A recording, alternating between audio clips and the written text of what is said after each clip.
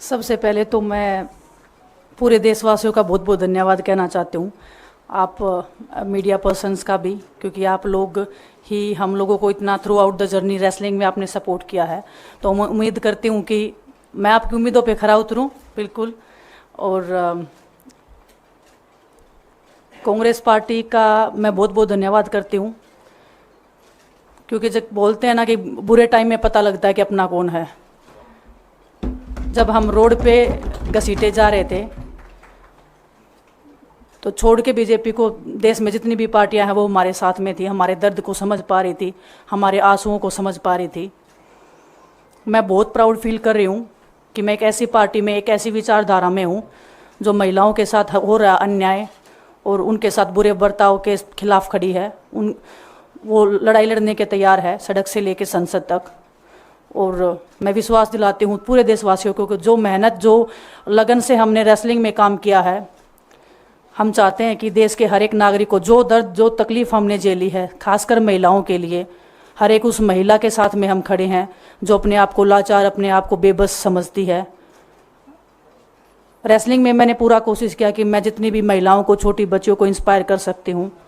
मैं चाहती तो मैं जंतर मंतर पे रेसलिंग छोड़ सकती थी, और सभी लोग भी मान रहे थे, पूरा देश इस चीज़ पर विश्वास कर रहा था, क्योंकि बीजेपी आईटी सेल ने उस चीज़ को साबित करने की कोशिश की थी कि हम चले हुए कारतूस हैं, हम ख़त्म हो गए हैं, हम पॉलिटिक्स कर रहे हैं। उन्होंने बोला मैं नेशनल नहीं खेलना चाहती, मैंने नेशनल चैम्पियनशिप खेला। उन्होंने बोला ये ट्रायल्स दे के नहीं जाना चाहते, मैंने ट्रायल्स भी दिया। उन्होंने बोला कि ओलंपिक्स लेवल तक नहीं जाना चाहते, मैं ओलंपिक्स में गई, मैं फाइनल्स में गई। अनफॉर्चुनेटली परमात्मा को कोई और चीज़ मंजूर होगी। एक चीज़ मुझे पता है कि जब मेहनत आप करते हो तो ज़रूरी नहीं कि आपको उसी दिशा में मिले, कई बार दूसरी चीज़ों में भी आपको वो फल मिल जाता है।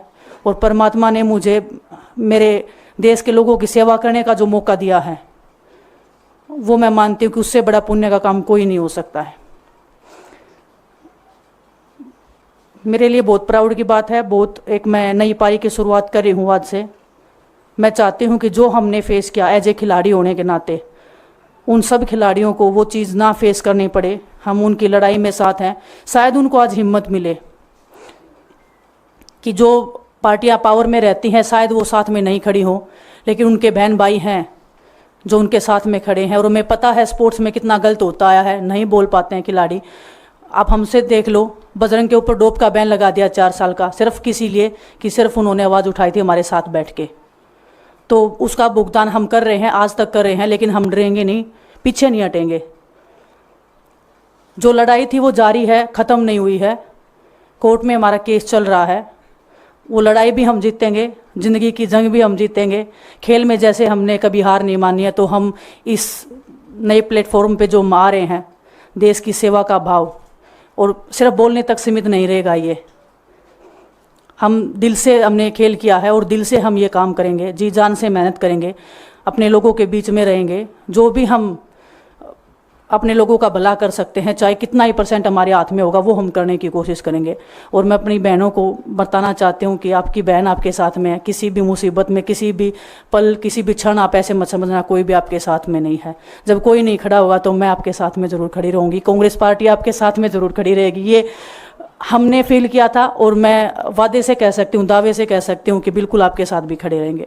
बहुत बहुत धन्यवाद आप सबका।